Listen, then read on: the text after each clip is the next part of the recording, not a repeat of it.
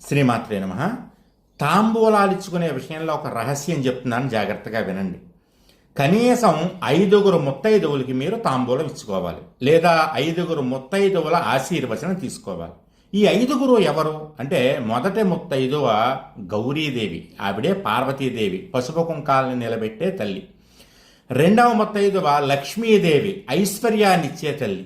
మూడో ముత్తైదువ సరస్వతీదేవి, జ్ఞాన సంపదనిచ్చేటటువంటి తల్లి. నాలుగో ముత్తైదువ పులోమజ అంటే శచీదేవి, ఇంద్రుడి యొక్క భార్య, అధికారాన్ని ఇచ్చేటటువంటి తల్లి.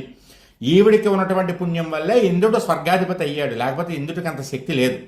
ఇక 5వ ముత్తైదువ రతీదేవి, మన్మధుడి భార్య. భార్యాభర్తల మధ్య అన్యోన్యత, ప్రేమ ఉండాలంటే ఈవిడ కూడా ఖచ్చితంగా ఉండాలి. ఈ 5గురికి తాంబూలం ఇచ్చుకోవడం కానీ, లేదా 5గురు ముత్తైదువుల యొక్క ఆశీర్వచనం తీసుకోవడం లాంటివి చేస్తే కనుక ఇంట్లో మీకు కావలసిన